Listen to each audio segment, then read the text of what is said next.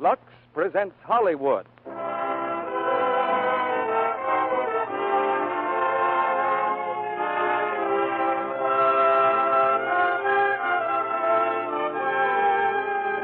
The Lux Radio Theater brings you Frank Morgan in The Pied Piper, with Roddy McDowell, Ann Baxter, and Ralph Morgan. Ladies and gentlemen, your producer, Mr. Cecil B. DeMille.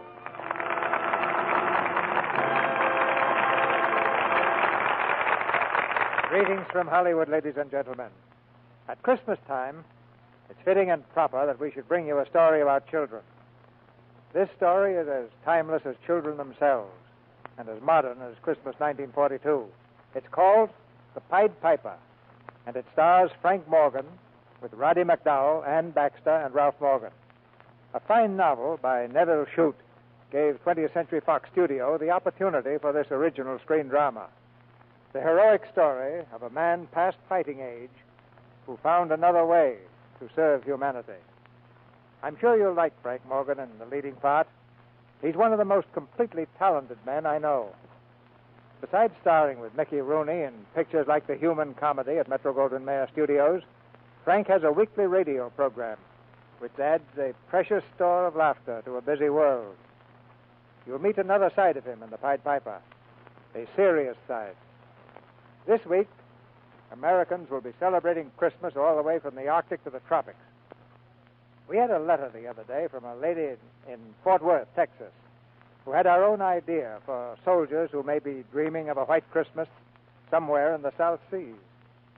She writes that 2 packages of Lux Flakes with full directions for making snow out of them are on their way to a South Pacific island for some of our soldiers.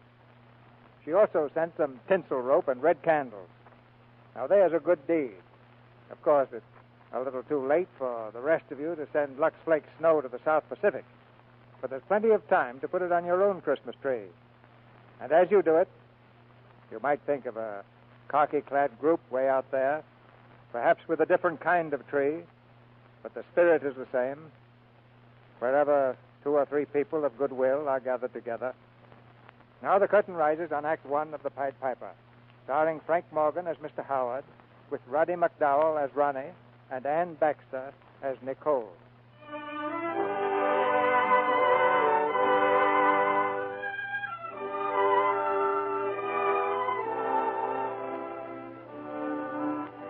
This is the story of an English gentleman named Mr. Howard, who became the father of 6 children, all in the course of a few days. This sounds a bit incredible. But it's even more incredible when you take into account the fact that Mr. Howard didn't even like children. No. It's not that I dislike children. I assure you I've never disliked children. It's simply that they make me feel uncomfortable. I have no manner with them, if you know what I mean. Children are too bright. It was in the summer of 1940 that I first met young Ronnie Cavanaugh and his sister Sheila. They were staying at the same inn that I was in France, a quiet little place at the foot of the Alps near Switzerland. I'd been fishing there for a few days. Rather fair luck, too. I remember I came back to the inn one evening at sundown with my catch. The children were reading in the lounge, and Madame Picard was there, as always, standing in back of the little hotel desk. You have good luck today, yes? Here you are, madame. 2 very fine trout. One for me and one for you for supper. Yeah, what an accomplishment. 2 of them. Look, children, are they not beautiful? My father caught 5 today. Oh, did he? Probably fishing with worms. Oh, no, sir. He was fishing with an artificial fly. Yesterday he caught 10. Really? Is that so? Oh, but Ronnie, your father is such a young man. Mr. Howard, you must be tired. No, Sit down, rest. Yes. I will take the fish to Emily in the kitchen. Well, thank you, madame. Good evening, Mr. Howard. Yes, good evening. I've just been doing my lessons. Will you help me, Mr. Howard? Help you? Is that regarded as ethical? Sir? Oh, it's quite all right, Mr. Howard. Everybody knows she cheats. Oh. You see, Mr. Howard, I have to name 5 states in the United States, and the only one I can think of is Texas. Texas, eh? Yes. Well, let's see. Texas. And then there's California. That's right, California. And Virginia. Virginian cigarettes, you know. Virginia? And, Virginia, Texas. Rochester. Rochester? Yes. Rochester isn't a state. Really? Then may I ask what it is? Rochester's a city. It may very well be a city, young man. I don't deny that. I only contend that it's also a state. A state somewhat north, a bit to the northeast of the New England colony. But it's not, Mr. Howard. It's just a city, and that's all. Yeah. A city in the state of New York. Did anyone ask you? No, sir. Then you'll be doing me a great favor by keeping your irresponsible conjectures to yourself. Yes, sir. Yeah. Evening. Good evening, Daddy. Evening, Mr. Howard. Yeah, good evening. Hello, Dad. Hello, son. Anybody tried the wireless this evening? We ought to be able to get some English news if Berlin hasn't jammed it. Dad, is Rochester in the United States a city or a state? Rochester? Rochester's a city, of course. Why? Mr. Kavanaugh, have you any corroboration for that statement, or is that simply your opinion? I'm afraid I don't quite understand, sir. Well, Mr. Howard told Sheila that Rochester's a state. Well, I must admit I've never heard the question raised before, but I really don't believe it is. And what would you say, sir, if I informed you that I myself have visited the state of Rochester? In that case, naturally, I'd be compelled to admit that you were right, sir. Listen, Dad, I hear planes. Listen. Yes. Quite a few, I imagine. They're German, Dad. They're Heinkel's. You can tell by the motor. Ronald, those planes again. Yes, dear. They're German, Mother. I can tell. I heard them pass this afternoon, and now they're coming back. Where could they have been, Ronald? I don't know. I can't understand. But the fighting is all up north in Belgium. Yes. Unless things are worse than we've heard. Is the wireless working? Is there any news, monsieur? There ought to be. It's just about time. Twice they passed today, very high. Where are they going, eh? Where? Here we are. I've got it. This is the overseas service of the British Broadcasting Company, London calling. It would be idle to deny that Britain today faces a dark hour.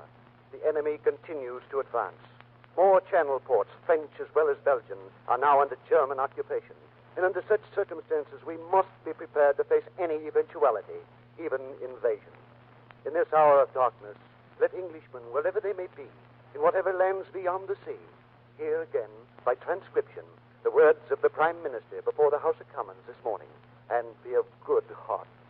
We shall defend our island, whatever the cost may be. We shall fight on the beaches, on the landing grounds, in the fields, in streets, and on the hills. We shall never surrender. And even if, which I do not for one moment believe, this island or a part of it were subjugated and starving, then our empire, beyond the seas, armed and guarded by the British fleet, will carry on the struggle until, in God's good time, the new world, with all its power and might, sets forth to the liberation and rescue of the old. One moment, please. Ronald, turn it off. Ronald, It is worse than we thought. Yes, but we are well out of it here, eh, Monsieur Howard? They will never fight this far south. We could hide out here for years. And for you and me, at our age, Monsieur Howard, that is a very comforting thought. Are you finished? Yes, Monsieur. Then allow me to inform you, sir, that if ever again you address one word to me, I shall take the greatest of pleasure in thrashing you within an inch of your life, regardless of your age. Monsieur. Madame Picard, there's a train for Paris at 9 o'clock, isn't there? Why, yes, monsieur, but... I shall be taking it. Please arrange with the station master for my reservation to London by way of Paris and St. Malo. But, monsieur, you've only been here 3 days. 3 days of which I am heartily ashamed. I'll pack my things at once. Mr. Howard. Yes? I hope you're not being hasty because of anything this man has said. I can assure you that no one here believes for 1 second that you're here for any but the best of reasons. No, I'm here because I'm a selfish and pig-headed old man.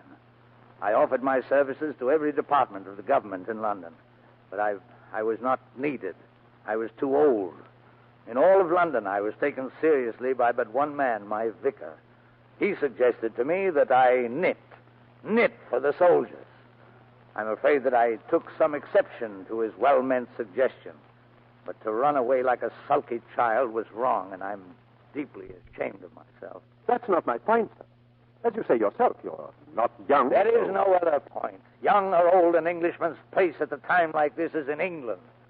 And if the trains are running, I shall be there in 18 hours. To knit.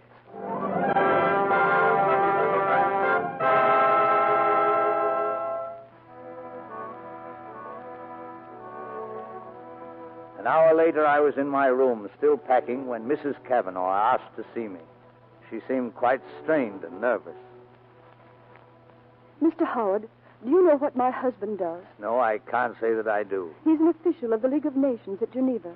And in Geneva, they think that Switzerland is very likely to be invaded next. Do they really? That's where we're going tonight, back to Geneva. But is that very wise if there's danger there? Well, that's not what matters.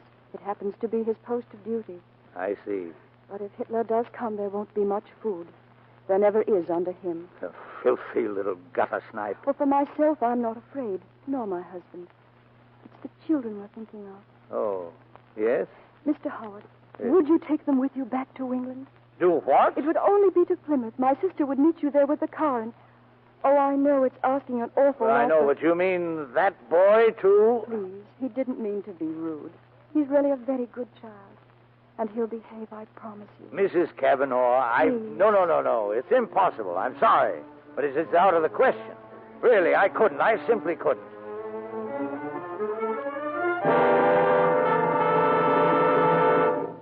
That night, I left for Paris with Ronnie Cavanaugh and his sister, Sheila. And are we taking the train, Mr. Howard? Of course we are. Yes. And will we sleep on the train, will we? I expect so, yes. She won't. What's that? She won't sleep on the train. What do you mean? Why won't she? Because she always gets sick on the train. Sick right on the floor. I don't either. You do. I don't. Of course you do. I do not. Now, please, let's not dispute the fact. Time will tell us who is correct, I'm afraid.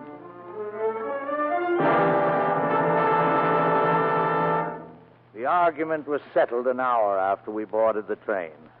Sheila was quite sick.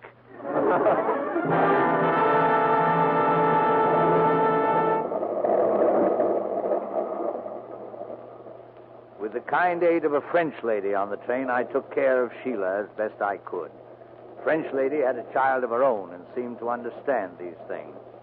Are you comfortable, mon petit? Oui, madame. She speaks French, yes? Madame, what seems to be the trouble with her? She's sick, monsieur. Yes, that I quite understand. I told you she'd be sick. Quiet. It is strange sickness, monsieur. But besides, she has fever. Fever? Maybe she has eaten something. Maybe she's been too hot in a draft. That is the way it is with children. Well, does she need a doctor? No.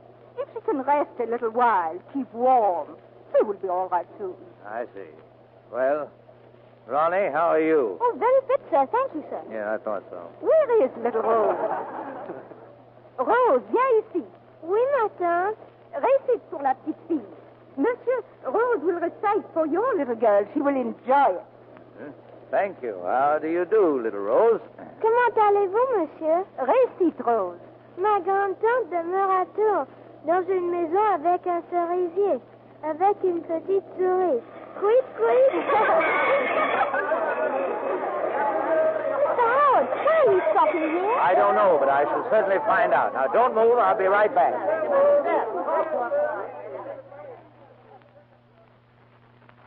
Now, just a moment, my good man. But, monsieur... I want to know when the next train leaves for Paris. To Paris? There is no more trains to Paris, monsieur. Not trains to the north at all. But I hold tickets. I report you to the management. Monsieur, do you not understand? The Germans have crossed the Marne. The whole France is breaking. Maybe the trains will never run again. Never, but I have 2 small children. At your age, monsieur, that is undoubtedly magnificent. But if this is a contest, I have 9. Now, look here.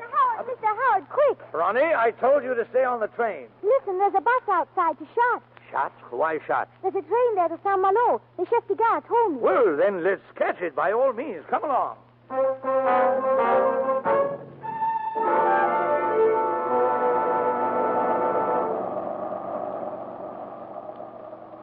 Well, Ronnie, this was a bit of luck, all right, I must say. This bus idea was very clever of you. Very clever indeed. Thank you, sir. I expected if you could break yourself of a certain insufferable pig-headedness, you'd be almost bearable. Are you comfortable, Sheila? Yes, sir. Comment allez-vous, monsieur? Well, little Rose. So you caught the bus, too, eh? Fine. And where's your mother, little Rose? That wasn't her mother, sir. How? That was her aunt. Well, where's her aunt? Good heavens, did we leave her behind? Well, yes, sir. What is this? Rose, Saint-Louis, les papiers. What are you saying to her? I'm asking her for a piece of paper her aunt gave her. Voila. Here it is, sir. There's something written on it. Yeah. Henri Tenoir, Dickens Hotel, Russell Square, London. I don't understand. Who is this Henri Tenoir? That's Rose's father. He's a waiter. But of what possible interest could his address be? Oh, so that's it. I'm to burden myself with another child. But, Mr. Howard, they hadn't any home. The Germans burnt it down. They didn't have anywhere to go at all, don't you see? Come one, come all, eh? But you wouldn't want them to be caught by the Germans, would That's you, sir? not the point, sir. Rose, ne pleurez pas. Mr. Howard, I like her. Don't you see, sir? Rose can take care of Sheila, and I can take care of her, so you'll have no bother. Yes, that's all very neatly arranged, eh? Well, perhaps I have something to say on the subject. I do not propose to become the Mecca of every unfortunate child in France. No, sir. When we get to Chartres, I shall turn her over to the authorities and leave it to them to get her back to her aunt. Yes, It's the only intelligent way to deal with such situations. yes, sir. Sheila, will you tell Rose what Mr. Howard's going to do? All right. Rose, oui. Rose. Yeah, just a moment. Yes, sir? What was the name of that hotel? The Dickens Hotel, sir. I never heard of it in my life. But I imagine we'll be able to find it. Oh, Mr. Howard. Thank you, sir.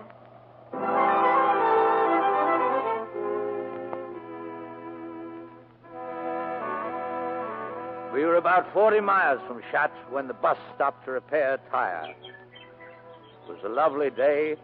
There was a stream just off the road where we sat down to have our lunch under the trees. And then the planes came. German planes. They dropped out of the sky, swarmed down toward the road and the bus. It didn't seem possible that they were trying to kill us.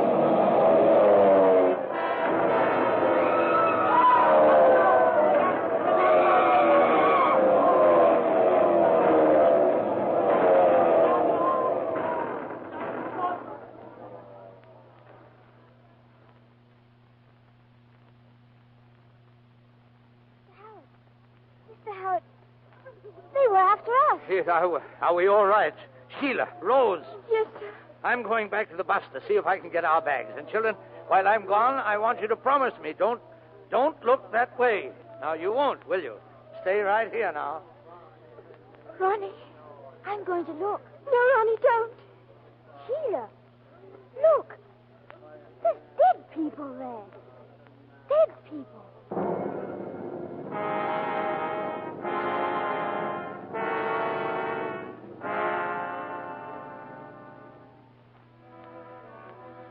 We were still there on the road when night came, and I herded the 3 children into a deserted old barn to sleep. But then I noticed that there were no longer 3 children. There were 4. The 4th was a boy with a pale, thin face and the dull, glazed eyes of a child in fear. He couldn't seem to talk. He only repeated one phrase over and over. Miss Allemande. Miss Allemande. This child, is he with us now? Yes, sir. I brought him in, sir. Miss Allemande. He can't talk, Mr. Hart. That's all he says. Les Allemands, the Germans. Who is he? His name is Pierre. How did you learn that? He told us. But he can't talk. No, sir. May I speak to you privately, sir? Why, yes, of course. Mr. Howard, he was in the bus, sir. Didn't you see him? The dead people, sir. They were his mother and father. I see. He can't speak, and I don't think he can hear either. I see. Here, lad. Let me see you. Look up here. Miss Allemande. Miss Allemande. Yes, my boy. We'll take care of you now. You have nothing to fear from now on, my boy.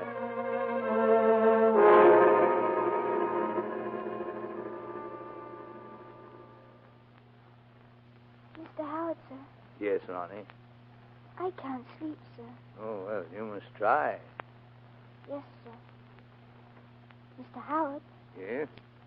I'm sorry I was rude the other night about Rochester. Oh, that's quite all right. It doesn't matter in the least. I was wrong, you know. No, not at all. I may very well have been wrong myself. So many of those American states. Kansas, Massachusetts, whatever. What's the Indian state? Massachusetts? Massachusetts, yes, that's it. Seemed very likely there might be another named Rochester. No reason why not, you know. Oh, none whatever, sir. I remember it very well now, sir. You do? Oh, yes, sir. A very important industrial state. Well, I'm not such an old fuddy-duddy after all, eh? I should say not, sir. My memory may have gone a bit ragged here and there, but when it comes to geography, you'll generally find I'm pretty good. Oh, I can see that, sir. Yeah, that's very decent of you to acknowledge it, too. Thank you, sir. Well, good night, my boy. Good night, sir.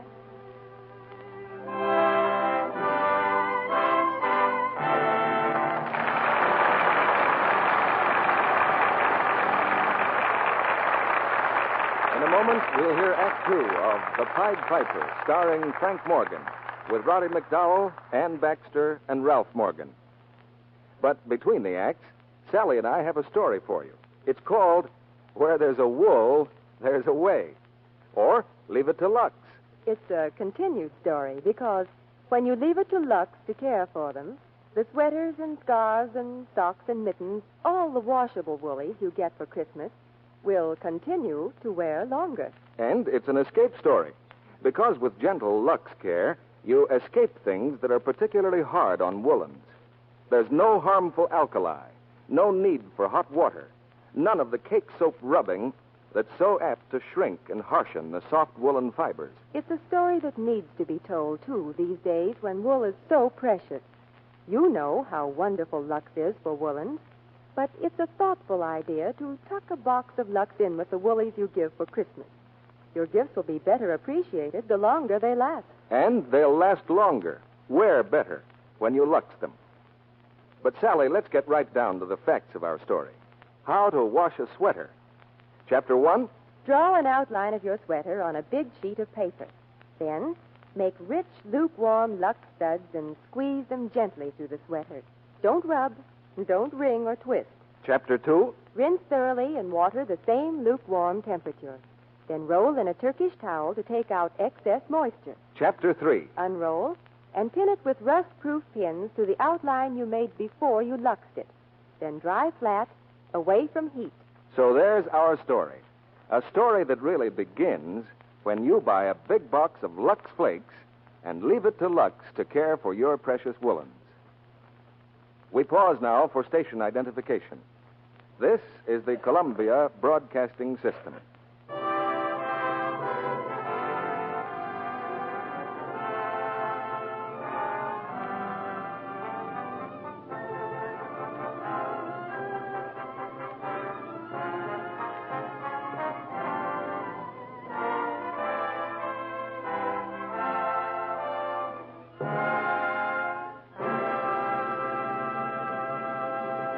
Act Two of The Pied Piper, starring Frank Morgan as Mr. Howard, with Roddy McDowell as Ronnie and Ann Baxter as Nicole.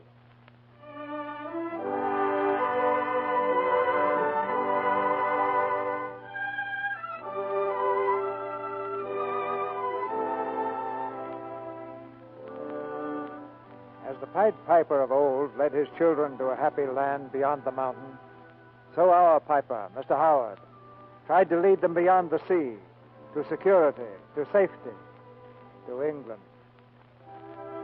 It took us 3 days to reach Chartres. I remembered then that I had a friend there, a young lady named Nicole Rougeron, whom I had met on a vacation in St. Moritz. I decided I would appeal to her for help. Monsieur Howard. Oh, monsieur. You remember me, mademoiselle? But naturally, monsieur. Come in, please, quickly. Yes, well, but I'm not alone. Come in, and the little ones, too. Oh, thank you. Well, come in, children. Maman, you remember Monsieur Howard last year at Saint Maurice? Howard. Madame, I am happy to see... Please, if you speak English, close the door. Come inside. To speak English today is not safe. Not safe for any of us. I know, madame, and I have no wish... No, please. We must be careful. That is all. Our friends are still our friends, regardless. That is very kind of you, madame. But, monsieur, the children, you did not have them last year. Madame, some of them I did not have 24 hours ago. We're on our way to England. Allow me to introduce them. Madame Rougeron, Mademoiselle Nicole Rougeron. This is Ronald, a fine lad. And this is his sister, Sheila. And this is Rose. And this here's Pierre. And this is... Who is this? I'm Conam Kennistermark in the South. What? Where did you come from? I've never seen this one in my life. Ronnie. Yes, sir. When did he join us? Oh, he's been with us on and off since yesterday. I see. You mean, monsieur, you do not know who he is? No, but on this trip, that doesn't seem to be necessary. Boy, where did you spring from? Come on, speak up. Ik kan niet verstaan, meneer. That's Dutch. His name is Willem. Not William, Willem. Yes? How do you know that, Sheila? He told us. Now, listen to this, mademoiselle. Sheila, do you speak Dutch? Oh, no, sir. Do you understand Dutch? No, sir. But he told you. Yes, sir. Then in what language did he tell you? In no language. He just told us. Yes. Well, I suppose there must be some normal explanation for this system of communication. Very well, Willem. We'll do what we can for you. Of course. The poor little ones. I wonder if they would like something to eat. Of course they would. Just come with me. Yes, they understand that all right, too. I'm occasionally seized with the conviction that I'm convoying guinea pigs. Monsieur Howard, you understand that you are in great danger here. I do. But I promise you I shan't involve you and your mother. In just a few minutes, when I've rested a bit, we'll be on our way. But I was hoping to see Colonel Rougeron also. We have not heard from my father for several months. At that time, he was with his regiment before Metz. Oh, you have my sympathy, mademoiselle. I understand. You see, I, too, have suffered a loss. You remember my son, Jean? Jean? Oh, yes, but... I regret to inform you that he was killed. He was in the RAF, you know. Shot down over Helgoland 2 months ago. Gave a very decent account of himself, I understand, before they got him. Then he's dead. Excuse me, please.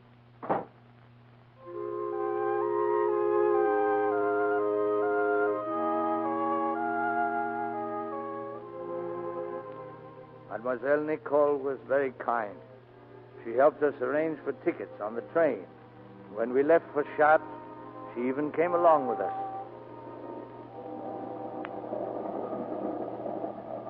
May I ask now where we are bound? To the Channel, monsieur. The Brittany coast. There is someone there that I know who might help. But was this necessary for you, this long, not very safe trip? Even if someone else could have done it, monsieur Howard, I would not permit it. It is a thing that I must do myself alone, nobody else. Mademoiselle, I appreciate this, even if I don't understand it. It would be just a year ago, wouldn't it? That month in Saint Maurice. But a long year and a sad one. Yes, it's quite all hard to realize. Every now and then I feel that it's all a dream. Presently we'll all wake up. Perhaps John will walk in and we'll sit down and talk together again. I know. Took 3 to bring him down, you know. You remember him kindly, don't you? Yes. Him, his letters. Our only visit together in Paris. You saw him in Paris? Once. Just once, for 3 days. That was just before the invasion. We had a beautiful 3 days. I had no idea of that. We told nobody. In time we would have, I suppose. We planned to anyway. Then he went back. and I waited to hear from him. It's funny. You wait and wait, day after day. You wait for a letter. And then it comes. But it's not from him. It's from his squadron. So for a long time you do not open it. You sit and hold it in your hand, wishing you need never open it. Because you know that a letter from his squadron, from a friend, can have but one thing to say. And then at last you do open it. My dear child. And then after that, your whole world is darker than it was before.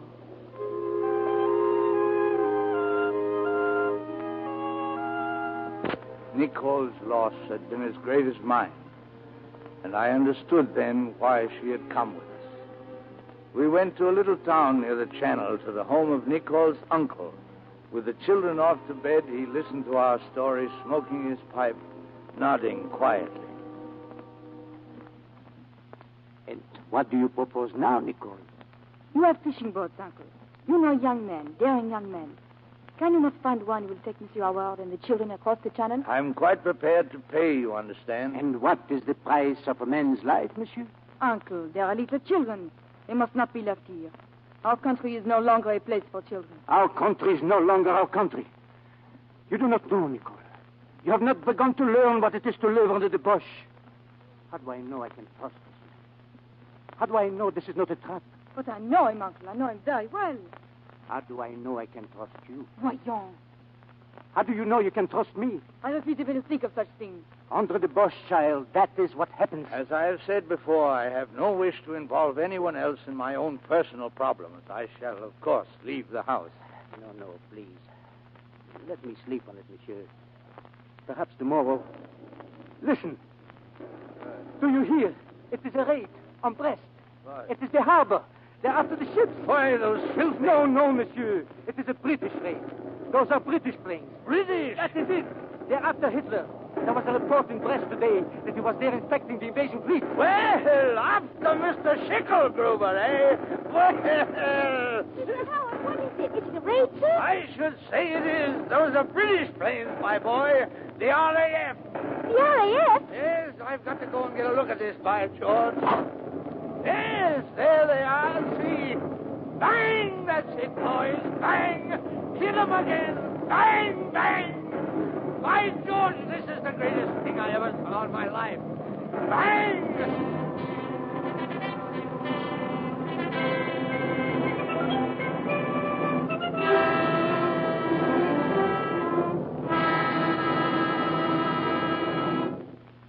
It was late that night when Nicole's uncle came to my room. I have found the man who made all the arrangements. His name is Roquet, and he's boarded at the fishing village just 10 kilometers from here. You and Nicole will meet him tomorrow in a cafe near the docks. Nicole knows.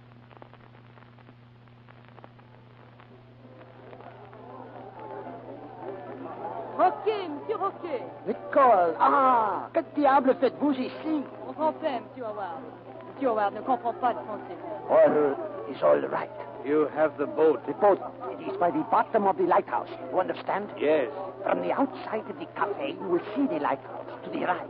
You understand? Yes. When do we start? Tonight. Now. The sooner the better. Bonsoir. Bonsoir, Nicole.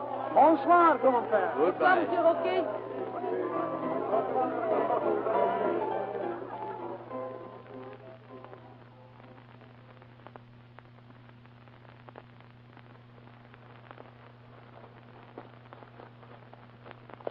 There is the lighthouse, monsieur. And there is the boat. Sheila. Stop here. Roquet? Here. This way. Well, I suppose this is goodbye. Bon voyage, monsieur. My child. Won't you come with us to England? No, monsieur. I am not English. I am French. And you have told me yourself that in times of trouble one should be in one's own country and do what one can to help. This is where I belong, here. Yes, but afterward. Oh, afterward I shall come. Well, goodbye, my child. Goodbye, monsieur. Halt there! Halt! Mr. Howard. I'll get Sie in den Boot. Greifen Sie den Mann. Ja, Herr Leutnant. They're Germans. Soldiers. So, you are leaving us, eh? You're English, yes? Well? I am English. This young lady is not. She is French. You will come with me. All of you. But I tell you You that will come with me. Good. Here is the honor, Herr Lieutenant. Ah, the boatman. You are English also? I am French. Vous me faites pas peur, sale Schweigel! Now, monsieur, you will come this way. Please.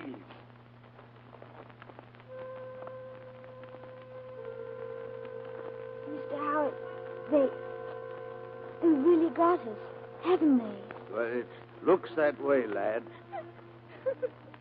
Oh, Pierre. Pierre. Les Allemands! Les Allemands! Les Allemands! Les Allemands!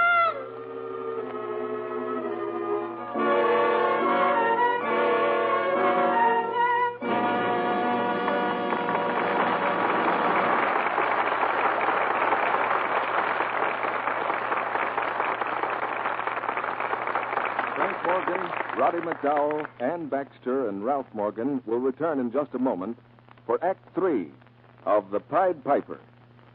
Now, would you like to know how to make your own Christmas weather? Or at least your own homemade snowstorm?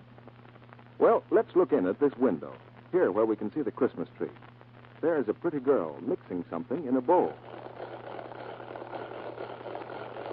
Now, we're ready. See? A big bowl of snow. Now you spread it along the branches, like this. There. Doesn't that look lovely? Just as though our tree had been out in a real snowstorm. Yes, you can have beautiful, real-looking snow for your tree. Snow that will last the whole holiday season, made of pure white Lux flakes. It's a lot of fun to make. The whole family can help with it. And it's a grand idea for a Christmas Eve party. Here's how you make Lux snow. Pour a big box of Lux flakes into a large bowl or dishpan. Gradually add 2 cups of warm water and beat with an egg beater till it looks like rich whipped cream. Then dip your hands right in and spread the snow along the branches with your fingers. The Lux snow by itself is lovely, but of course you can add lights and ornaments if you wish. The snow is a fine background for their bright colors. We put some on the reeds in our windows, too. And when we got our tree, we got some extra branches. We spread them with Lux snow and put them in vases. Some in the dining room and some in front of a mirror in the hall. They make the whole house look so Christmassy. Remember, to make Lux snow for your tree or table decorations, use 2 cups of warm water to each large box of Lux flakes. Beat the mixture with an egg beater till it looks like thick whipped cream. Be sure to get the large box of Lux flakes. Your dealer has printed directions for making Lux snow. Now, Mr. DeMille returns to the microphone. After the play, we'll give you a chapter of the True Confessions of Frank Morgan. But now the curtain rises on the 3rd act of The Pied Piper, starring Frank Morgan with Roddy McDowell, Ann Baxter, and Ralph Morgan.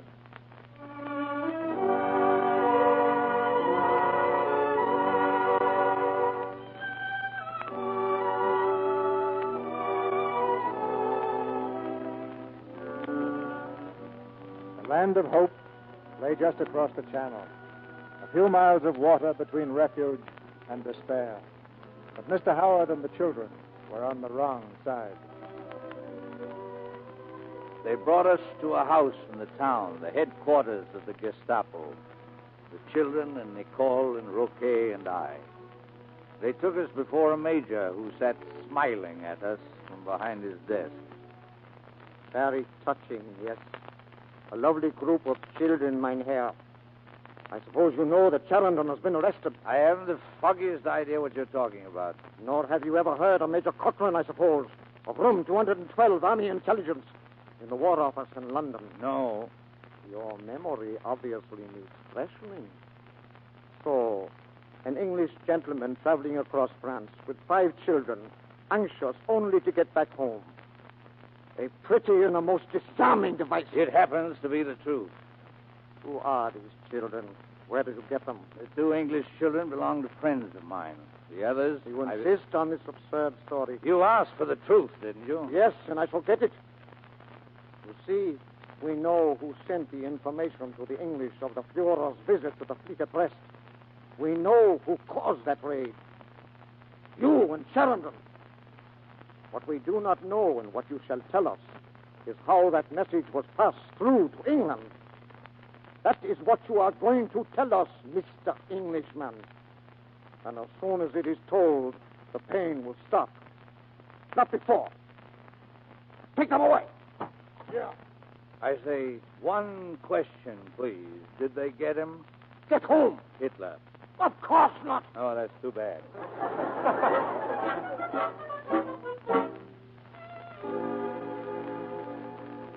They took us out of the room, and then they brought me alone to another room down the hall and left me. There was a man sitting there. Asseyez-vous. Soyez comme chez vous. I'm afraid you have the advantage of me, sir. No, I'm English, too. Half at any rate. Oh, English? Well, what are you doing here? Waiting to be shot. Oh, you're Charendon. You've heard of me, eh? I'm supposed to be mixed up with you in some way. That raid on the ship. Too bad we didn't get the little beggar. But I'll bet we scared him out of his pants. You mean you were responsible for that, really? White help. They caught me, so there's no point in denying it. Only I wish they'd stop throwing innocent people in this room with me on the theory that they're going to convict themselves in some fashion. Really, I look for better things from you, Major Deason. More ingenious. Nothing as childlike as this. I say, are you feeling all right? Oh, quite.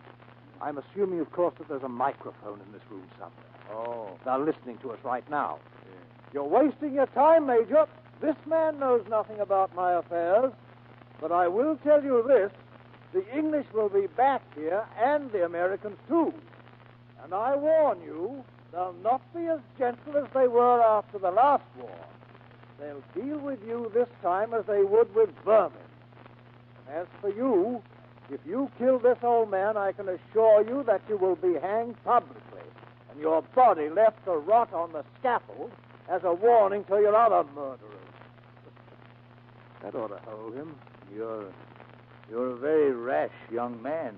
Oh, I'm in for it anyway. At least I can get a bit of satisfaction out of it.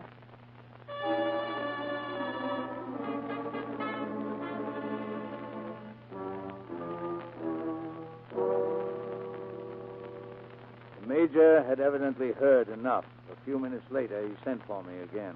We are growing a little bored with your friend Charendon. Really? If I were in your place, I would not dismiss what he says too lightly. Come here. If I were in your place, look out the window there. A very pleasant garden, isn't it? Very. That is where your friend, Mr. Charendon, is going to die in just a few minutes. Unless you decide to help him.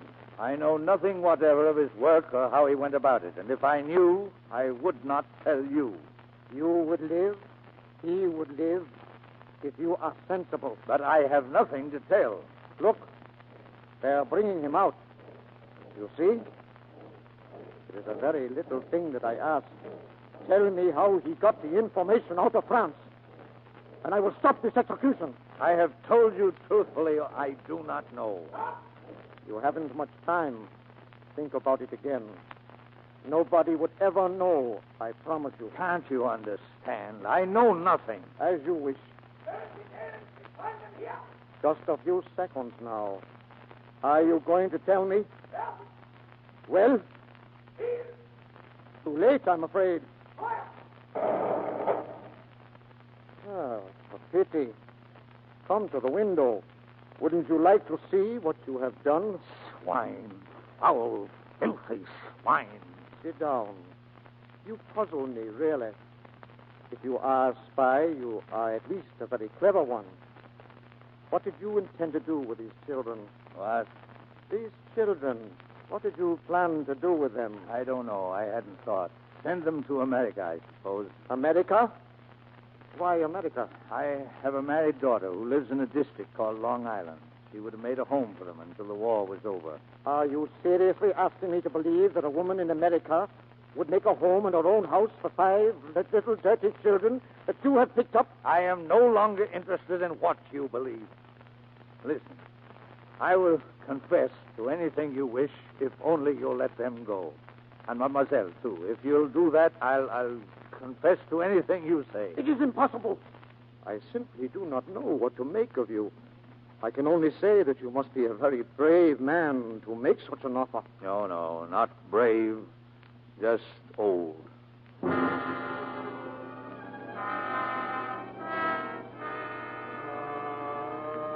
He was not finished with me yet. The next day I saw him again, alone. I do not believe one word of your story about these children. Particularly about your plan to send them to America. I'll say anything you wish if you'll only let them go. What about the Jewish child? Jewish? The dark one. Is he Jewish? It didn't occur to me to ask. But in America, would they accept a Jewish child? I don't believe that they'd turn down any child, even a German. Even a German? Are you positive of that? Yes. Mr. Howard, how would you like to continue your trip to England? Not without the children. And Mademoiselle? No. She wants to stay here. That is what we want, too. Splendid. But if I were to let you go to England with the children, would you be grateful enough to do me a small service? That would depend on what it was. There is a certain person to be taken to America. I do not want to advertise her journey. If you think for 1 second that I'd introduce a German agent into America, you're an even greater fool than I've considered you. Remain seated, please. She could hardly act as an agent since she is only 5 years old. 5? Listen carefully. This little girl is my niece. Her father, my younger brother, is dead. My mother, we learn later, was not wholly Aryan, so we were compelled to dispose of her. But the unfortunate problem of the child remains. Half Aryan, half Jewish. She happens to be a sweet child. And I would feel better if she were with my older brother in the United States. He is an American citizen. Yeah, she'd be safer, you mean? If you wish. His name is Rupert Deason. He now has a business, a grocery, in a city named Rochester, in New York State. His address... City? City of Rochester, New York. Are you positive? Of course I'm positive. What are you talking about? Haven't you ever heard of it? Oh, yes, of course. Certainly I've heard of it. His address is 600 North 3rd Street, and that is where I want her to go. Meanwhile, Mademoiselle may return to her home in Chartres. And no harm will come to her. Not unless you are foolish enough to tell anyone of this arrangement. Very well. I should be very glad to take the child and see that she's delivered to her uncle. What is your address in London? I shall send for you when we arrive there. 42 Curzon Street. Yours, I assume, will be a cell in the Tower of London.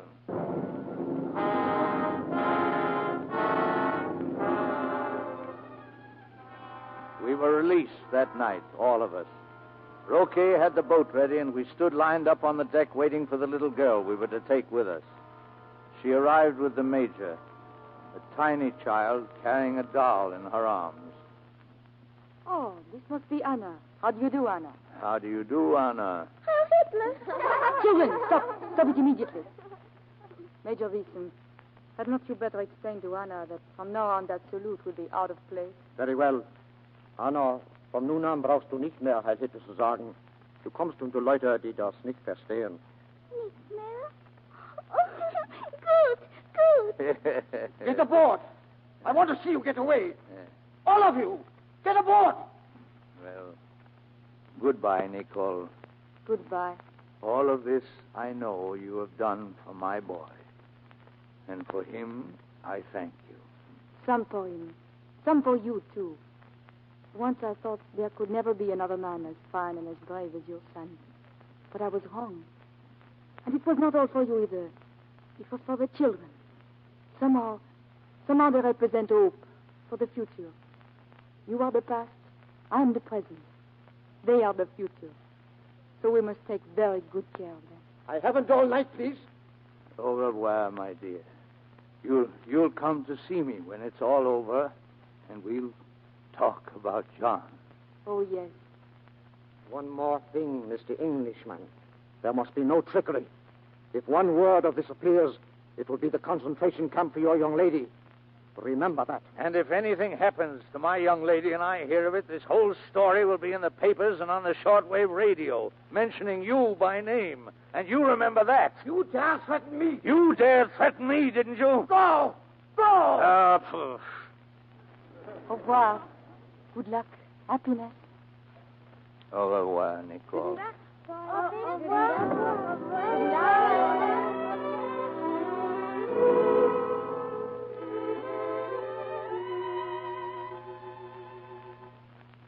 Well, we're on our way, children. I think you'd better all go below and see if you can't get some sleep. Do we have to take off our clothes tonight? No, you may sleep with them on tonight. Good night. Good night. Good night, my dear. Good night, little Anna. We're all friends now. Good enough, Herr Howard. Oh, Ronnie. Yes, sir? There's a little matter I think I ought to clear up with you. What's that, sir? You remember our little discussion regarding Rochester? Oh, yes, sir, but I told you. I know, but it seems that we were both wrong. Really, sir? Yes, I happened to be talking it over with a fellow the other night. The fellow knew all about it. It's not a state at all, it's a city in New York State. Well, now, isn't that odd, sir, that we both should have made that same mistake? You're really a very extraordinary boy, Ronnie. I'm very fond of you. And I apologize to you.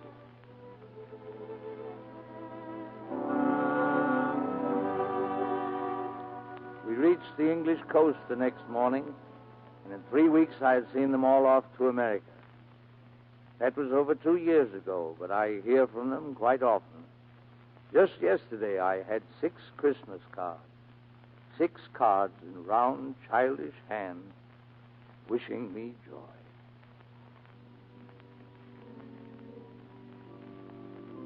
And I wish them joy, too. For this Christmas, next, all the Christmases to come.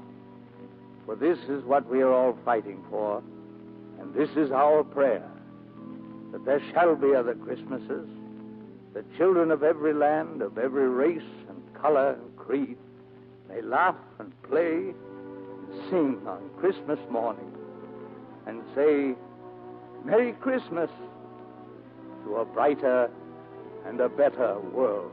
Merry Christmas. Merry Christmas. Frohe Noel. Anton am Christmas. Bon Noel. Anton am Bon Noel. Bon Noel.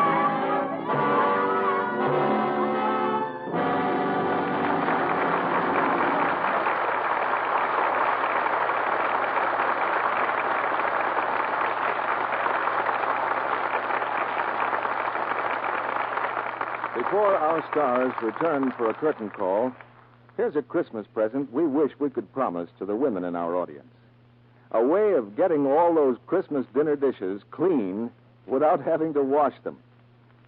Well, that's a gift I'm afraid we'll have to leave for some future Santa Claus. But Lux Flakes can play Santa Claus for you by keeping your hands soft and smooth and pretty, in spite of extra dishwashing. More than that, you can even make yourself a present of lovelier hands if you'll change to Lux for dishes. Yes, if your hands are red and rough from strong soaps in the dishpan, you can bring them back to their natural loveliness simply by changing to gentle Lux Flakes. That has been proved in actual laboratory tests, proved by scores of women whose hands have been reddened and roughened by strong dishwashing soaps. When they changed to gentle Lux, the redness began to disappear within a few days, and soon the hands grew soft and smooth and lovely again. They used no creams or lotions on their hands. They just changed to Lux. Yes, it's as easy as that, to change dishpan hands to soft, smooth Lux hands. So here's a note for your shopping list tomorrow. Get a big box of Lux Flakes for dishes. Now, here's Mr. DeMille with our stars. Now we welcome 2 members of the House of Morgan back to our stage. And with Frank and Ralph come Roddy McDowell and Ann Baxter. House of Morgan, eh, CB? I wonder if my banker ever thought of that. You'd never suspect, C.B., that Frank has a hidden sorrow. I'll bet he wants to play Hamlet. Oh, no. I had a very unfortunate experience with Hamlet. Don't tell me your tights ripped. No. We weren't doing well financially, and one night the sheriff paid us a visit. He walked right on the stage during the gravedigger scene and confiscated the shovels. What was your hidden sorrow, Mr. Morgan? He failed at his chosen career. I always remember him at Christmas time standing up there with his shining face, singing carols. He was a boy soprano in a church choir. How did you fail, Mr. Morgan? My voice changed. And changing the subject, Mr. DeMille, what about next week's play?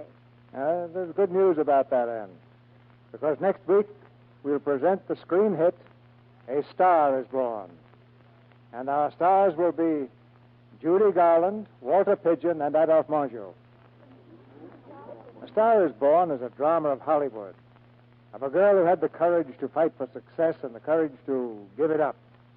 A great play and 3 great stars. That's really an inspiration, C.B. They'll be great in that play. Good night. Good night. Good night. Good night. Good night. Don't forget to hang up your stocking.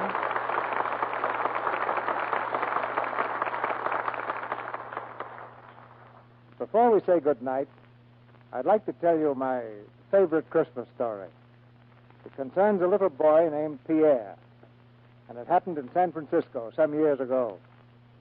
The pastor of a church in that city discovered one Christmas day that the figure of the Christ child was missing from a group depicting the Nativity at Bethlehem. The pastor was leaving the church wondering what kind of vandal could have done such a thing when he was almost run over by the little boy Pierre pulling a little red wagon. And in the wagon was the tiny figure of the Christ child. The pastor was amazed and spoke severely to the boy, trying to explain the misdeed he had committed. The boy replied, "But I prayed to the Lord for a red wagon, and I promised him that if I got it, I'd give the Christ child the very first ride in it. So I'm keeping my promise. It's his birthday." Ladies and gentlemen, on this Christmas of 1942, the civilized nations of the world are fighting for many freedoms, among them the right of little boys like Pierre to worship as they choose.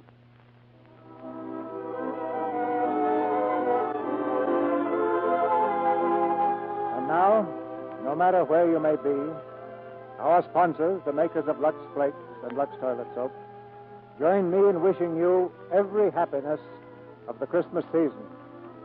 And we invite you to be with us again next Monday night, when the Lux Radio Theater will present Walter Pidgeon, Judy Garland, and Adolphe Menjou in A Star is Born. This is Cecil B. DeMille saying good night to you from Hollywood.